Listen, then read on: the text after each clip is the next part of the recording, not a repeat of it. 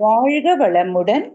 அருட்தந்தை வேதாத்ரி மகரிஷி அவர்கள் தனிமனிதன் அமைதி பெறுவதற்காக உடல் நலத்திற்கு உடற்பயிற்சி, உயிர் வளம் பெற காயகல்ப பயிற்சி, மனம் அமைதி பெற அகத்தவம் மற்றும் அகத்தாய்வு பயிற்சிகளை அளித்துள்ளார்கள்.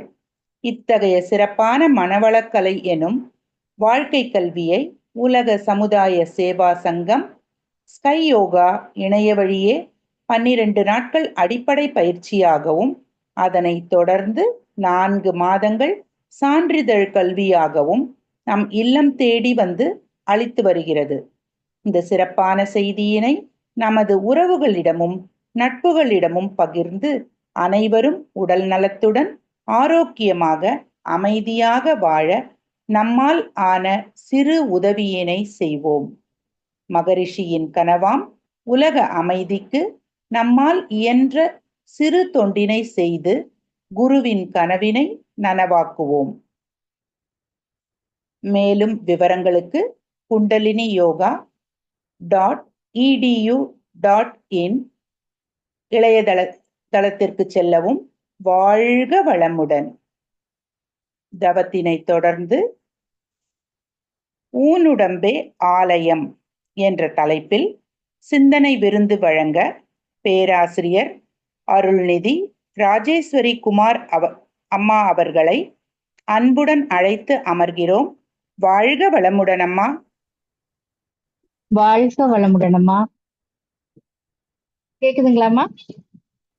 கேக்குதுங்கம்மா. வாழ்க வளமுடன் அம்மா. வாழ்க வளமுடன். வாழ்க வையகம், வாழ்க வையகம், வாழ்க வளமுடன்.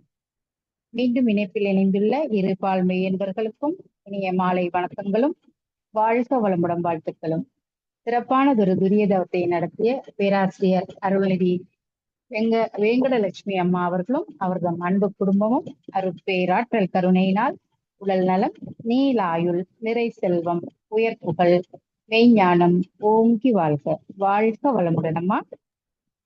வாழ்த்துக்கு நன்றிகள் அம்மா. வாழ்க வளமுடன். வாழ்க வளமுடன். வாழ்க வையகம், வாழ்க வையகம், வாழ்க வளமுடன். குருவே துணை.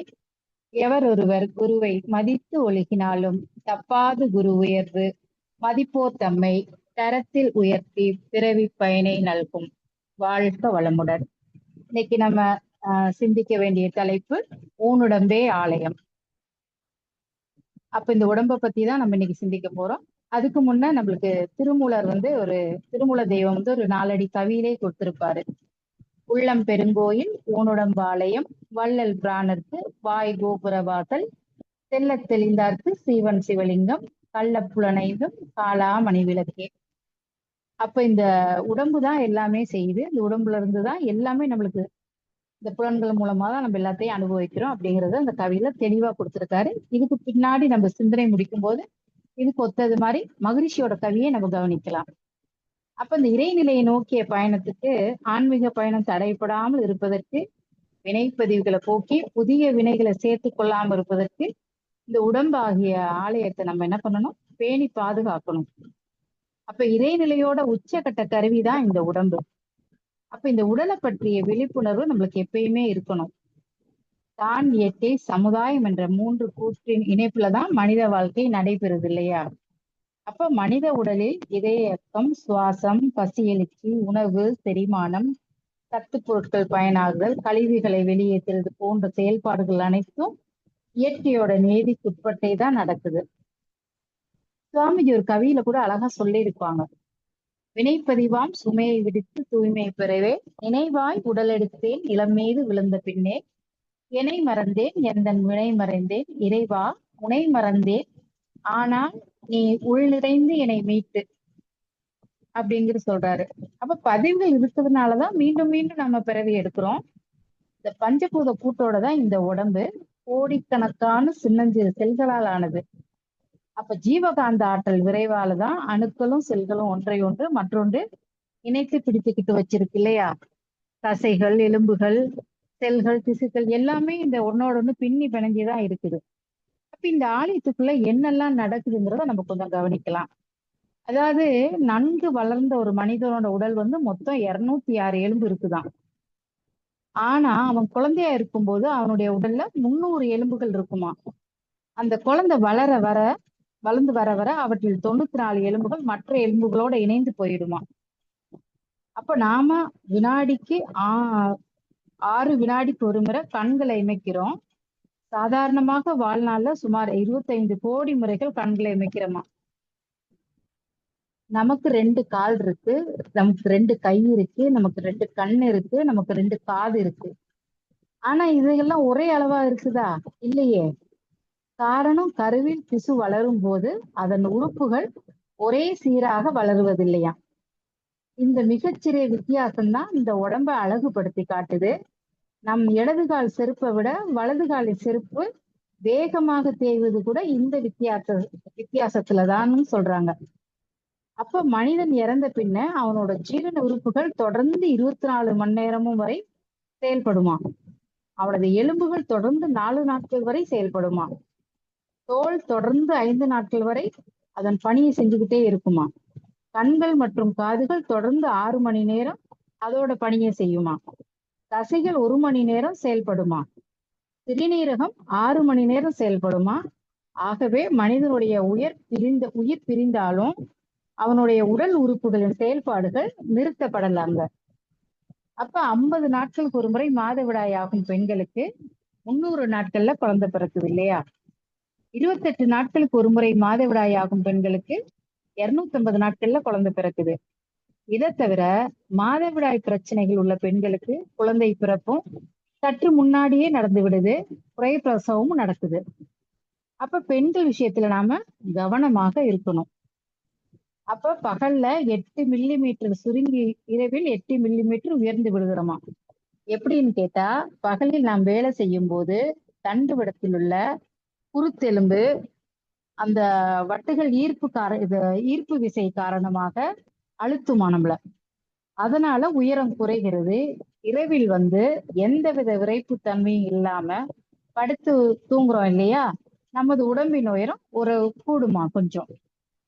அப்ப நம்ம ரத்தத்துல சிவப்பணுக்களின் ஆயுட்காலம் 127 நாட்கள். அதன் பிறகு அது மடிந்து விடும், புது சிவப்பணுக்கள் உருவாகும். வெள்ளை அணுக்களோட ஆயுட்காலம் 120 நாட்கள். உடலில் உள்ள வியர்வை சுரப்பிகள் சுமார் 20 லட்சம் இருக்குது நம்ம உடம்புல.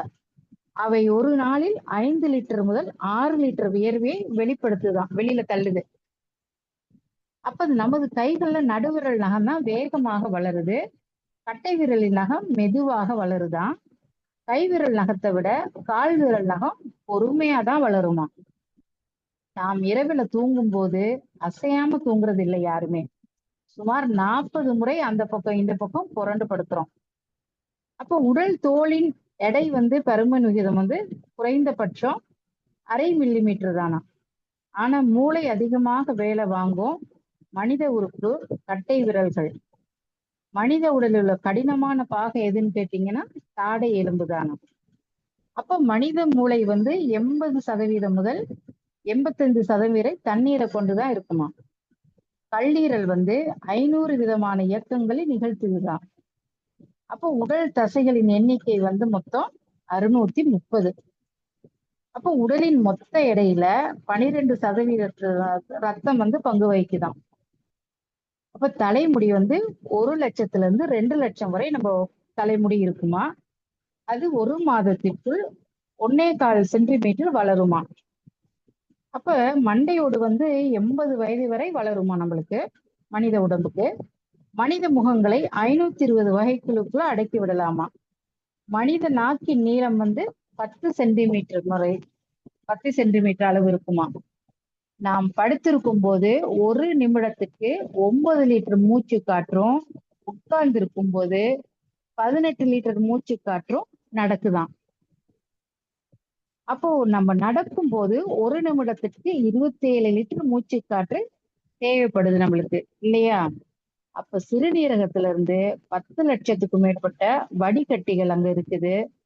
அது எதனால கெடுதுன்னா ஊறுகாய், உப்பு கருவாடு, ஆல்கஹால் போன்றவற்றால்தான் அது பாதிப்படையுதான். அப்ப பெண்களை விட ஆண்களுக்கு மூளை மிக பெரியது. ஆனா பெண்களை விட சுமார் 4000 உயிரணுக்கள் ஆண்கள் மூளையில இருக்குதாம். அப்ப மனித உடலில மிகப்பெரிய உறுப்பு எதுன்னு கேட்டீங்கன்னா தோல். அதோட எடை எவ்வளவுன்னு கேட்டீங்கன்னா 27 கிலோகிராமா. தலையின் எடை வந்து எவ்வளவுன்னு கேட்டீங்கன்னா 175 கிலோகிராமா. அப்ப மூளையோட 100 கோடி நியூரான்கள் நமக்கு 4 வயதுக்குள்ள கிடைத்து விடுமா. மூளையோட மடிப்புகள் தான் அறிவு கூர்மையை தீர்மானிக்குது. அப்ப நம்ம எந்த அளவுக்கு தவம் பண்றோமோ அந்த அளவுக்கு வந்து அறிவு கூர்மை அங்க வந்து நிறைய நம்மளுக்கு கிடைக்குது இல்லையா. ஏன்னா அந்த மடிப்புகள் வந்து கூர்மையாகுது. அப்ப மனித உடல்ல 33 முள்ளெலும்பு இருக்குது. இதயத்தை, சிறுநீரகத்தை, கல்லீரலை, முழங்கால நம்ம வந்து மாத்தலாம். ஆனா மூளையை மட்டும் மாத்தவே முடியாது. காரணம், அதோட ஞாபகங்கள், நினைவுகள் அப்படியே மாற்றப்பட்டாலும் மாற்றப்பட்டவன் வேறு மனிதனா மாறுறான். அவன் தான் அந்நியனா மாறுறான். அப்ப கண்கள் உலர்ந்து போகாமல் இருக்க 2 வகையான ஈரம் வந்து நம்மளுக்கு தேவைப்படுது. கண் இமைகள் தான் நம்மளுக்கு வைப்பர்கள். அப்ப அவற்றின் விளிம்புல 300 சுரப்பிகள் இருக்கு. கண் சிமிட்டும் போதெல்லாம் கண் விழி அவற்றின் மூலம் அலம்புது. அழுது கண்ணீர் விடும்போது கண் விழி மேல இருக்கும் சுரப்பிகள் வந்து கண்ணீர் விநியோகம் ஆகுது இல்லையா. அப்போ உடலில் உள்ள செல்கள் பிரிந்து இரண்டாகும் தன்மையுடையது. ஒரு நாளைக்கு 60 கோடி செல்கள் இறந்து புது செல்கள் உருவாகுது. அப்ப மனித உடலில அதிக செல்களால உருவான பகுதி எதுன்னு கேட்டீங்கன்னா மூளையோட வெளிப்பகுதி மட்டும்தானா. 8 பில்லியன் செல்களால ஆனதுன்னு கணக்கு சொல்லுது. அப்ப நம்மளுக்கு தசை என்பது திசுக்களோட தொகுதி தானே. அப்ப இது உடம்புல இருக்கும்போது எலும்புகளை உருவாக்குது. கை கால்களை அசைப்பதற்கும் நகர்த்துவதற்கும் உடல்ல உள்ள உள்ளுறுப்புகள் இயக்குவதற்கும் தசைகள் வந்து பேருதவியாக நமக்கு அமையுது இல்லையா. அப்ப அந்த மாதிரி அமையும் போதுதான் அந்த எலும்பு நம்மளுக்கு 206 எலும்புகள் முதல்ல சொன்னேன் பாத்தீங்களா. அப்ப அந்த எலும்புகள் உடல் உறுப்புகளை தாங்குவதோடு மனிதனோட வடிவமைப்பையும் அதுதான் நம்மளுக்கு கொடுக்குது. அப்ப அந்த மாதிரி கொடுக்கும் போதுதான் அதோட ஒன்றோடு ஒண்ணு இணைந்து அது இணங்கி பிணைங்கி செயல்படும் போதுதான் அந்த மூட்டுக்கள் வந்து அந்த பிணைப்பிடங்களை உருவாக்குது. அப்ப அந்த குனிதல், நிமிர்தல், கழுத்தை திருப்புறது, விரல்களை அசைக்கிறது, உடலின் அசைவுகள், செயல்பாடுகள் அனைத்தும் எலும்புகள் மற்றும் தசைகள் அந்த இணைப்பு திசைகளோட ஒருங்கிணைந்த செயல்பாடுகள் தான். அப்ப எலும்புகளின் உட்பக்கம் சிறிது கூடாக இருக்கும். இந்த கூட்டை என்னன்னு சொல்லுவோம், மஜ்ஜைன்னு நம்ம சொல்லுவோம். அதுலதான் கொழுப்பு அடங்கி இருக்கும். அப்ப அந்த மஜ்ஜை வந்து என்ன பண்ணும், சிவப்பு அணுக்களையும் வெள்ளை அணுக்களையும் அதுதான் நமக்கு உற்பத்தி செஞ்சு தருது. அப்ப இந்த நம்ம உடல் வந்து நம்ம நினைக்கிறோம் பாக்குறதுக்கு வெளியில ஒரு தோற்றம் தான், ஒரு உருவம் தான். ஆனா இதுக்குள்ள எவ்வளவு விஷயம் நடந்துகிட்டு இருக்குது. ஆனா நம்ம இதை என்னைக்காவது சிந்திச்சிருக்கோமா. உடம்பு தானே, இதுக்கு என்ன நம்மளுக்கு முக்கியத்துவம் கொடுக்கறது. ஏன்னா நாம இது வந்து காசு கொடுத்து வாங்கல, நம்மளுக்கு இலவசமா கிடைச்சது, அம்மா அப்பா மூலமாக கிடைச்சது. அதுக்கு மதிப்பு தெரியாம நம்ம உட்கார்ந்து இருக்கோம். அப்ப நமது முதுகெலும்புல கூட 33 முதுகெலும்புல இருக்கான், அந்த முதுகெலும்பு தண்டுவடத்துல. அப்ப அந்த தண்டுவடம் வழியாதான் மூளையோட உடம்போட இணையுது. அப்ப அந்த முதுகெலும்பு திரும்புறதுக்கும் வளைவதற்கும் நிமிர்ந்து பாக்குறதுக்கு குனிகிறதுக்கு எல்லாமே அந்த மூளையில இருந்து வர தண்டுவடம் தான் அதுக்கு இது கொடுக்குது, சைகை கொடுக்குது. அப்ப அந்த சைகை தான் நம்மளுக்கு வந்து, ஏன்னா முதுகெலும்பு ஆரம்பத்துல வந்து ஆரம்ப கால மனிதன்ல வந்து ஒரு வால் மாதிரி பகுதி தான் இருந்துச்சாம். நாளடைவுல பரிணாம வளர்ச்சியில அந்த வால் தான் உள்ள சுருங்கி இருக்குதுன்னு சொல்லிட்டு சொல்றாங்க ஆய்வாளர்கள் வந்து. அப்ப அதே மாதிரிதான் நம்ம உடம்புல சிவப்பு அணுப்புகள் பிராணவாயு எடுத்து செல்லுது. வெள்ளை அணுக்கள் என்ன பண்ணுது, கிருமிகளை எதிர்த்து போராடி அழிக்குது, உடலை பாதுகாக்குது. பிளாட்லெட்ஸ் என்ன பண்ணுது, காயம்பட்ட இடத்துல ரத்தம் வெளியேறதை தடுத்து ரத்தத்தை கட்டியாக உறைய செய்து. பிளாஸ்மா என்ன பண்ணுது, திசுக்களுக்கு தேவையான சத்து பொருட்களை எடுத்து செல்லுது. கழிவுப் பொருட்களை வெளியேற்றம் பண்ணுது இல்லையா. அப்ப ரத்தத்தில் உள்ள ஈமோகுளோபின் ரத்தத்துக்கு சிவப்பு நிறத்தை கொடுக்குது. ஈமோகுளோபின் அளவு குறைந்தா ரத்த சோகை நம்மளுக்கு வருது இல்லையா. இப்ப நம்ம எல்லாரும் பார்த்திருப்போம், நிறைய பேர் நம்ம என்ன பண்றோம், சத்தான பொருள் சாப்பிடுறோம்னு சொல்லிட்டு நிறைய உணவை எடுத்துக்கிறோம். ஆனா அந்த உணவு சத்தா இருக்குதா இல்லையாங்கிறது நம்ம தான் முதல்ல கொஞ்சம் கவனிக்கணும். அப்ப சத்தான உணவு எடுக்கும் போதுதான் இந்த உடம்புக்கு தேவையான ஹீமோகுளோபின் அளவு வந்து அது என்ன அளவு தேவையோ, பெண்களுக்கு ஒரு அளவு தேவைப்படும், ஆண்களுக்கு ஒரு அளவு தேவைப்படும். அந்த தேவையான அளவு அங்க நம்மளுக்கு அந்த உணவுனாலதான் கிடைக்குது. அப்ப அந்த ரத்த சோகை வராம இருக்கிறதுக்கு நம்ம என்ன பண்ணணும்? சத்தான உணவுகளை நம்ம எடுக்கணும். அப்ப அதே மாதிரிதான் ஒவ்வொரு உறுப்பும் வந்து நம்மளுக்கு வந்து ஒரு ஒரு விஷயத்த நம்மளுக்கு சொல்லுது. இப்ப கல்லீரல் நல்லா இருந்தாதான் நம்மளோட வந்து கழிவுகளை வந்து வெளியே தள்ளுது. இப்ப கல்லீரல் கெட்டுருச்சுன்னா என்ன பண்ணுது? கழிவுகள் வந்து உள்ள அங்க தேக்கமாகுது. அப்ப அந்த கல்லீரல்ல கழிவுகள் தேக்கமாகும் போது என்ன ஆகும்? நம்மளுக்கு வெளியில வேற ஏதாவது ஒரு உறுப்பு பாதிப்படையும். இப்ப கல்லீரோட கனெக்ஷன் எதுன்னு கேட்டீங்கன்னா கண்கள். இப்ப கல்லீரல் நலமா இல்லைன்னா கண்களுக்கு கீழே பை போல ஒரு வடிவம் வரும். கண் பார்வை கொஞ்சம் மங்களா தெரியும்னு சொல்றாங்க. அந்த பை வந்து கல்லீரலோட கனெக்டட் ஆனதுனால அப்ப அந்த அந்த முதல்ல கண் ஏன் இப்படி இருக்குங்கிறத நம்ம முதல்ல கவனிக்கணும். அப்ப அதே மாதிரிதான் இப்ப நம்ம நினைக்கிறோம் கிட்னி தான் இருக்குது, அது வெறும் சிறுநீரகத்தை மட்டும்தான் வெளியேற்றுதுன்னு. இல்ல, சிறுநீரகம் வந்து ஒரு கழிவு பகுதி வெளியில போகுது. ஆனா நம்ம உடம்புக்கு தேவையான ரத்தத்தை சுத்திகரிச்சு உடம்புக்கு நல்ல ரத்தத்தை உள்ள அனுப்பியும் தேவையில்லாத கழிவுகளை வெளியில தள்ளுதும் சிறுநீரகத்தோட வேலைதான். ஏன்னா இன்னைக்கு நிறைய நம்ம டாக்டர்கிட்ட போகும்போது டாக்டர் என்ன பண்றாங்க? பிளட் டெஸ்ட் எடுத்து பார்க்கும்போது ஒரு யூரின் டெஸ்ட்டும் நம்மளுக்கு எடுத்து பாக்குறாங்க இல்லையா? அப்ப அந்த டெஸ்ட் எடுத்து பார்க்கும்போது சிறுநீரோட இயக்கம் எப்படி இருக்குது, அது செயல்பாடுகள் எந்த முறையில நடைபெறுது அப்படிங்கறதெல்லாம் அந்த பரிசோதனைகள் நம்மளுக்கு தெரிய வர ஆரம்பிக்குது.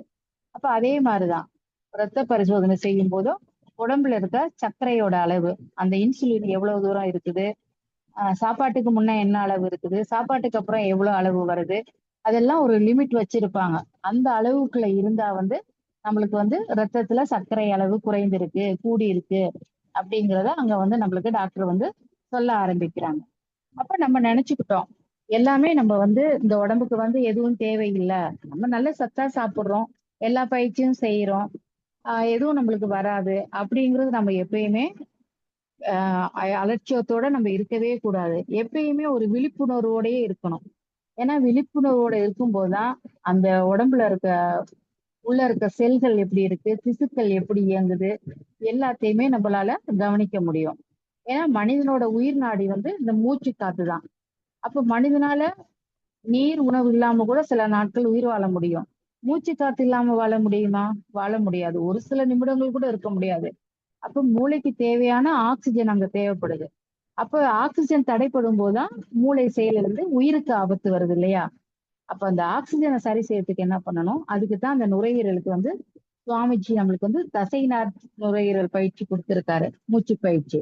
அப்ப இந்த நுரையீரலுக்கான பயிற்சியை நம்ம ரெகுலரா செஞ்சுட்டு வரும்போது நுரையீரலுக்கான அங்க தேவையான ஆக்சிஜன் வந்து உள்ள வந்து நம்மளுக்கு போயிட்டு இருக்கு. வெளியே நிற்க வெளியில தள்ளக்கூடிய கரியமிளவாய் வெளியில வந்துருது. ஏன்னா நம்மளுக்கு தவத்துக்கு முன்னாடி தண்டுவடை சுத்தி, நாடி சுத்தி இதெல்லாம் எதுக்கு பண்றோம்னா அந்த மூளை வந்து சுறுசுறுப்பா இருக்கணும், நம்மளோட சுவாசம் வந்து சீராக இருக்கிறதுக்கு தான் இந்த பயிற்சியெல்லாம் நம்ம முதல்ல செய்யறோம்.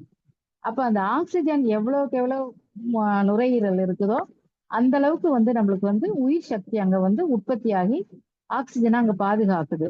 அப்ப அந்த மூச்சை உள்ள இழுக்கிறதும் மூச்சை வெளியில விடுறதும் அந்த ஆக்சிஜனை வந்து திசுக்களோட செல்களுக்கு எடுத்து செல்றதுதான் மூச்சு காற்று மண்டலத்தோட வேலை. அப்ப அந்த இதை வந்து என்ன செய்யுதுன்னா நம்மளோட நுரையீரல் வந்து கரெக்டா செய்யுது. நம்மளோட நுரையீரலோட அளவு எவ்வளவுன்னு கேட்டீங்கன்னா 620 கிராம். அதாவது வலது நுரையீரல் வந்து 620 கிராம், இடது நுரையீரல் வந்து 520 கிராம். அப்போ ஒன்னோட ஒண்ணு சற்று பெரியதா இருக்குமா. அதோட அடிப்பரப்பு உட்குவிந்து காணப்படுமா. அதுக்கு கீழேதான் டயப்ராம்னு ஒண்ணு சொல்லுவாங்க, உதர விதானம்னு ஒண்ணு இருக்கும். அப்ப அந்த உதர விதானம் என்ன பண்ணுமா, மார்பறையும் வயிற்று அறையும் 2 அறைகளாக பிரிச்சு அது வச்சிருக்கு இல்லையா? அப்ப நம்ம சாப்பிடுறது வந்து சீக்கிரம் ஜீரணம் ஆகணும்னா நம்ம நைட்டோ எப்ப வேணாலும், பெரும்பாலும் நைட்ல தான் அதை கவனிப்பாங்க. மதியம் வந்து நம்ம சாப்பிட்டுட்டு நிறைய நேரம் ரெஸ்ட் எடுக்கிறோம், நிறைய வேலைகள் செய்யறோம், சாப்பாடு சீக்கிரம் ஜீரணம் ஆயிருது. ஆனா இரவுல வந்து நம்ம சாப்பிடும்போது என்ன பண்ணணும், உறங்குறதுக்கு 2 மணி நேரத்துக்கு முன்னாடி வந்து நம்ம சாப்பிடணும். அப்படி சாப்பிடும்போதுதான் அந்த சாப்பாடு வந்து சீக்கிரமா ஜீரணம் அடையும். அப்ப அந்த உதரவிதான பகுதி தான் அங்க வந்து சரியான ஒரு இயக்கத்தை கொடுக்குது நம்மளுக்கு. அப்ப நுரையீரலோட தசைகள் கிடையாது, மார்பில் உள்ள தசைகள் தான் நுரையீரலை இயக்குது. மார்பு அறை சுருங்கி விரினால்தான் மூச்சு காற்று ஓட்டம் அங்க நடைபெறுது. அப்ப அதே மாதிரிதான் நம்ம உடம்புல இருக்க நரம்பு மண்டலமும். மைய நரம்பு மண்டலம்னு ஒண்ணு இருக்குது, புற நரம்பு மண்டலம்னு ஒண்ணு இருக்கு. மைய நரம்பு மண்டலத்துல என்ன இருக்கு? மூளை இருக்கு. 12 மூளை நரம்புகள் அது வச்சிருக்குது. தண்டுவடம் இருக்கு, 31 தண்டுவட நரம்புகள் அது இருக்கு. புற நரம்பு மண்டலத்தை என்ன வச்சிருக்கு? தானியக்கி நரம்பு மண்டலம் இருக்கு, இயக்க நரம்பு மண்டலம்னு ரெண்டு இருக்கு. அந்த தானியக்கி நரம்பு மண்டலத்துல இருந்து ரெண்டு நரம்பு மண்டலம் வரும். பரிவு நரம்பு மண்டலம்னு ஒண்ணு வரும், பக்கப்பரிவு நரம்பு மண்டலம்னு ஒண்ணு வரும். அப்ப இதெல்லாம் என்ன பண்ணோம்னா, இந்த மூளை மற்றும் அதனோட சேர்ந்து தண்டுவடம்னா இந்த மைய தொகுப்பு தான் இந்த நரம்பு மண்டலம் மண்டலம். அதாவது சென்ட்ரல் நர்வஸ் சிஸ்டம்னு நம்ம சொல்லுவோம் இல்லையா? அப்ப இந்த மூளை மண்டையோட்டோட உள்ளமைப்பு இருக்கும். அந்த சவ்வுகளால் ஆனதுதான். அந்த சவ்வுக்கு பாதுகாப்பு உரையாக இருக்குதுன்னா மூளையோட, அதாவது நான் முதல்ல சொன்ன மாதிரி 1.36 கிலோகிராம் தான். அப்ப இந்த மூளை செல்களுக்கு ஆக்சிஜன் கிடைக்கிறது தடைப்படுமானா மூளை செல்கள் என்ன ஆகும்னா அழிந்து விடுமா. அப்ப மூளை செல்கள் மட்டும் அழிந்தா மீண்டும் அது என்ன உற்பத்தி ஆகுமான? உற்பத்தி ஆகாது. தொடர்ந்து மன இறுக்கங்களோடு இருந்தாலும் மூளை செல்கள் அழிந்து விடும். அவற்றின் எண்ணிக்கையும் குறைய ஆரம்பிக்குமா. அப்ப இதனால நினைவாற்றல் குறையும், மன ஒருமை குறையும், மூளை வளர்ச்சி கொண்டு மூளை எண்ணிக்கை, செல்களோட எண்ணிக்கை வந்து எப்பயுமே குறைவாக தான் இருக்குமா. அப்ப அதுக்காக தான் நம்மளுக்கு சுவாமிஜி வந்து 9 வகையான உடற்பயிற்சிகள் நம்மளுக்கு கொடுத்திருக்காரு இல்லையா? கைப்பயிற்சி, கால் பயிற்சி, நரம்பு தசையினார் மூச்சு பயிற்சி, கண் பயிற்சி, கபாலபதி, மகராசனம், மசாஜ், அக்குபஷர், ரிலாக்ஸேஷன். இந்த 9 வகையான பயிற்சியும் எதுக்கு கொடுத்திருக்காரு? எல்லாத்தையும் ஆர்டர் வைஸா நம்மளுக்கு ஒரு இயக்கத்தோட கொடுத்திருக்காரு. அதாவது இந்த உடம்புக்கு 2 இயக்கங்கள் இருக்கு. ஒண்ணு இருக்கை இருக்கு, இன்னொன்னு இயக்கம். அப்ப இருக்கை இயக்கத்தையும் மாற்றி அமைச்சுதான் அந்த இருக்க ரத்த ஓட்டம், வெப்ப ஓட்டம், காற்றோட்டம், ஜீவகாந்த ஓட்டம் எல்லாம் மின் குறிப்பு இல்லாம சீராக ஓடுறதுக்கு தான் இந்த ஓட்டங்கள் இருக்குது கொடுத்திருக்காரு. அப்ப இந்த பயிற்சியை நம்ம ரெகுலரா செய்யும் போது என்ன ஆகும்னா ஓட்டங்களும் சரியா இருக்கும், அணு அடுக்குகளும் சீர்குலையாம இருக்கும். அணு அடுக்குகள் சீர்குலைக்கும் போதுதான் அங்க நம்மளுக்கு வலி வரும். அந்த வலி கவனிக்காம விட்டோம்னா அது நோயா மாறும். அந்த நோயே நம்ம கவனிக்காம விட்டுட்டோம்னா நாளடைவுல அது மரணத்துல கொண்டு தள்ளி விட்டுரும். அப்ப அதெல்லாம் வந்து நம்ம ஆரம்பத்திலே கவனிக்கிறதுக்கு தான் சுவாமிஜி வந்து நம்மளுக்கு எளிய முறை உடற்பயிற்சின்னு ஒண்ணு கொடுத்திருக்காரு. அப்ப இந்த உடம்புங்கிற ஆலயத்தை பேணி பாதுகாக்கணும்னா முதல்ல அந்த உடற்பயிற்சியை நம்ம வந்து முறையா செய்யணும். ஒவ்வொரு பயிற்சிக்கும் நம்மளுக்கு தெரியும், நம்ம எல்லாம் மனவளக்கலை பயிற்சிக்குள்ள இருக்கிறோம். அந்த பயிற்சியை செய்யும் போது அதனால பயன்கள் என்ன கிடைக்குது, அந்த பயிற்சியை நம்மள எவ்வளவு நேரம் செய்யணுங்கிறது எல்லாரும் தெரிஞ்சதுதான். அப்ப அந்த பயிற்சியை செய்யறதுக்கு நம்ம கால நேரம் பார்க்க கூடாது. ஒரு நாளைக்கு 1 மணி நேரம் அந்த உடற்பயிற்சிக்கு நம்ம ஒதுக்கணும். அப்படி ஒதுக்கி செய்யும் போது ஒரு பயிற்சியை செஞ்சுட்டு ஒரு பயிற்சி செய்யாமையும் நம்ம இருக்கக்கூடாது. எல்லா பயிற்சியும் தினமும் செய்யணும். செஞ்சுட்டு கடைசியா அந்த ரிலாக்ஸேஷனையும் செஞ்சுட்டு 1 நிமிட நேரம் அந்த உடம்பையும் நம்ம கவனிக்க ஆரம்பிக்கணும். அப்படி கவனிக்கும் போதுதான் அந்த உடல்ல என்ன மாற்றங்கள் நடக்குது, அந்த உடலுக்குள்ள அந்த உடல் என்ன நம்மளுக்கு என்ன சொல்லுதுங்கிறதையும் நம்மளால கவனிக்க முடியும். அப்ப அதுக்குதான் சுவாமிஜி நம்மளுக்கு உடற்பயிற்சி கொடுத்திருக்காரு. மனசை சரி பண்றதுக்கு அகத்த அகத்தவம் கொடுத்திருக்காரு. அடுத்தது அந்த அகத்தவம் பண்றதுனால மட்டும் நம்மளுக்கு சரியாயிடுமா? அகத்தாய்வும் நம்மளுக்கு பண்ணணும். அகத்தாய்வு பயிற்சியும் நம்ம முறையா செய்யணும். ஒவ்வொரு தவத்துக்கு நடுவுலையும் அகத்தாய்வு பண்ணணும். தவம் இல்லாத நேரம் கூட நம்மள நாமளே சுய பரிசோதனை செஞ்சுக்கணும். அப்ப இந்த சுய பரிசோதனை செய்யும் போதுதான், அந்த அகத்தாய்வுங்கிற சுய பரிசோதனை செய்யும் போதுதான் நமக்குள்ள இருக்க குறைகள் நிறைகள் எல்லாமே நம்மளுக்கு தெரிய வர ஆரம்பிக்கும். அப்ப அந்த குறைகள் நிறைகள் என்னங்கிறது நமக்கு தெரியும் போது, இப்ப இன்னைக்கு உடற்பயிற்சி செய்யறோம், தசைநார் மூச்சு பயிற்சி வரைக்கும் செஞ்சுட்டோம். அதுக்கப்புறம் ஏதோ ஒரு வேலை வந்துருச்சு, செய்ய முடியல, நம்ம அப்படியே விட்டுட்டோம். திருப்பி நம்ம செய்வோம்னு நினைப்போம், ஆனா செய்ய மாட்டோம். அதை அப்படியே மறந்து விட்டுடுவோம். ஆனா நம்ம அதை தொடர்ந்து செஞ்சுட்டு வரும்போது நம்மளுக்குள்ள ஒரு சுய பரிசோதனை செய்வோம் இல்லையா? அப்ப செய்யும் போது நம்ம என்ன நினைப்போம், ஓ இன்னைக்கு இந்த பயிற்சியோட நம்ம வச்சுட்டோம், நம்ம தப்பு பண்ணிட்டோம், நாளைக்கு இந்த தப்பு நம்ம பண்ணக்கூடாது, இந்த தவறை நம்ம செய்யாம முழுமையா இந்த பயிற்சிகளை நம்ம செய்யணுங்கிற ஒரு கவனம் நம்மளுக்கு வர ஆரம்பிக்கும். அதுக்குதான் சுவாமிஜி ஒரு கவியில கொடுத்திருப்பாங்க. அந்த உள்ளம் பெருங்கோயில் ஊனுடம்பாளையம் இருக்கு இல்லையா? அந்த ஒரு கவிக்கு ஏத்த மாதிரியே சுவாமிஜி ஒரு கவி கொடுத்திருப்பாங்க. பெற்ற உடம்பின் பயனாய் ஊறு முதல் 5 புலன் மூலம் அனுபவித்தில் சிற்றின்பமாகும். நற்றவத்தால் உயிரறிந்து அறிவறிந்த போது நாம் பிறவி எடுத்த பயன் பேரின்பமாகும். சிற்றின்பம் இன்றி பேரின்பம் என்பதில்லை. சிறியதுடல் பெரியதுமை ஜீவன் சிவன் உண்மை. பற்றின்றி வாழ்வில்லை அளவு முறை கண்டால் பற்றற்ற வாழ்வாகும் பகுத்துணர்வோம் நாமே. அதாவது இயற்கை நிகழ்ச்சிகள் அனைத்துக்கும் பொருளையும் இடமாகவும் விளைவாகவும் இருப்பது பரம்பொருள் ஒண்ணுதான். ஆதி நிலையில் பரமாக இருக்குது, அணு நிலையில் உயிராக அணுக்கள் இணைந்த கொத்து நிகழ்ச்சியை தான் உருவங்களாகவும் காட்சிகளாகவும் இயக்கங்களாகவும் இருக்கின்ற இந்த ஒரு பொருள் தான் மனிதனாகவும் மனமாகவும் உடலாகவும் இயங்கிக்கிட்டு இருக்கு. உடலில் இயங்கும் உயிரின் சுழற்சியால ஏற்படும் தள்ளல் கொள்ளல் சக்தி தான் ஜீவகாந்த அழுத்தம் முதல் மனம் வரை தன்மாற்றம் அடைந்து அந்தந்த புலன்கள் மூலம் செலவு செய்து செய்து அனுபவிக்கும் நிலை சிற்றின்ப என்று சொல்றோம். உலக வாழ்க்கையில் பெரும் இன்பம் தான் அது. மன அலையை குறைத்து நிலைக்கு வரக்கூடிய அகநோக்கு தவத்தின் மூலம் உடலுக்குள் உயிர், உயிருக்குள் அறிவு, அந்த அறிவே தெய்வமாக உள்ளது என உணரும் அந்த பேரின்ப நிலைதான் ஐம்புலன்களையும் அறிவுக்கு கட்டுக்குள் கொண்டு வரும்போது நிலைதான். அப்ப மனித பிறவி எடுத்ததன் பயன் பேரின்ப நிலை. அந்த நிலை எய்துவதுதான் மனித பிறவியோட நோக்கம். அப்ப அந்த நிலை மனிதனாக பிறந்த ஒவ்வொருவரும் பெற வேண்டிய உரிமைதான். உடல், உயிர், மனம் இந்த மூன்று இணைப்புலதான் சிற்றின்பமும் பேரின்பமும் அமைய பெற்றிருக்கு இல்லையா? ஆகவே சிற்றின்பம் இன்றி பேரின்பம் கிட்ட நம்மளுக்கு கிடைக்காது. உடல் இறைநிலையின் ஒரு பகுதியாக இருப்பதனாலதான் அனைத்து இயக்கங்களையும் இணைத்து கொண்டிருக்கிறதுனாலதான் அதுக்கு மெய்யின்னு பேரு. அப்ப உடல் என்பதை சிறிய மெய் என்கிறோம். உடலில் இயங்கும் சீவனே அனைத்தையும் ஆண்டு கொண்டிருக்கக்கூடிய சிவனாகவும் உள்ளதை என்பதை நாம உணரணும். அப்ப சிற்றின்பதற்கு உடல் மற்றும் பேரின்பத்துக்கு இறைப்பற்றும் அவசியம். அந்த பட்டத்திலிருந்து அளவு முறை பேணி வாழ்ந்தா அதுவே பற்றற்ற நிலையாகும். அப்ப காரண காரியங்களை மனதில் கொண்டு விஷயங்களை பிரித்து அறியும் பகுத்துணர்வாளர் யாருன்னு கேட்டா நாம தான் அப்படின்னு சுவாமிஜி இந்த கவியில விளக்கம் கொடுக்குறாங்க. அப்ப அதே மாதிரிதான் இந்த ஊனுடம்பு ஆலயத்தை பேணி காக்கிறதுக்கு தான் நம்மளுக்கு பயிற்சிகள் கொடுத்திருக்காங்க சுவாமிஜி. அப்ப அந்த பயிற்சிகளை முறையா செஞ்சு இப்ப நம்ம முதல்ல இருந்து கவனிச்சுட்டு வந்தோம் இல்லையா? ஒவ்வொரு உறுப்பை பத்தியும் நம்ம கவனிச்சுட்டு இன்னும் நிறைய இருக்கு. நேரங்கிறது நான் கொஞ்சமா எடுத்திருக்கேன். அப்ப அந்த ஒவ்வொரு உறுப்பையும் நம்ம அதுக்கேத்த மாதிரி பயிற்சிகள் செஞ்சு அதை முறையா நம்ம பேணி பாதுகாத்தாலே போதும். இந்த உடம்புங்கிற ஆலயத்தை நம்ம அழகா கொண்டு போகலாம். ஏன்னா வெளியில இருந்து நம்ம பாக்குற ஆலயத்துக்கு எல்லா விதமான வேலைகளையும் நம்ம செய்யறோம் இல்லையா? அதுக்கு பூஜைகள் செய்யறோம், எல்லா அர்ச்சனைகள் செய்யறோம், எல்லாமே நடக்குது. அப்ப இந்த உடம்புங்கிற ஆலயத்துக்கு நம்ம என்ன செய்யறோம்? அதுக்குதான் மகிழ்ச்சி ஒவ்வொன்னே நம்மளுக்கு வடிவமைச்சு கொடுத்திருக்காரு. எளிய முறை உடற்பயிற்சி கொடுத்திருக்காரு, அகத்தவம் கொடுத்திருக்காரு, காயக்கல்ப பயிற்சி உயிருக்கான உயிரை வளமாக்குறது பயிற்சி கொடுத்திருக்காரு, அகத்தவம் கொடுத்திருக்காங்க, அகத்தாய்வு கொடுத்திருக்காங்க. அப்ப இந்த பயிற்சிகளை எல்லாம் முறையாக செஞ்சு இந்த உடம்புங்கிற ஆலயத்தை நம்ம பேணி பாதுகாத்தா நம்மளும் வாழ்க்கையில நிறைவா இருக்கலாம். நம்மளை சுத்தி இருக்கவங்களையும் நம்ம நல்லா வச்சிருக்கலாம். அதுக்கு திருப்பி திருமூலர் இன்னொரு கவியில விளக்கம் கொடுப்பாரு. அதாவது உடம்பார் அடியில் உயிரார் அழிவர் திடம்படமே ஞானம் சேரவும் மாட்டார் உடம்பை வளர்க்கும் உபாயம் அறிந்தே உடம்பை வளர்த்தேன் உயிர் வளர்த்தேனே.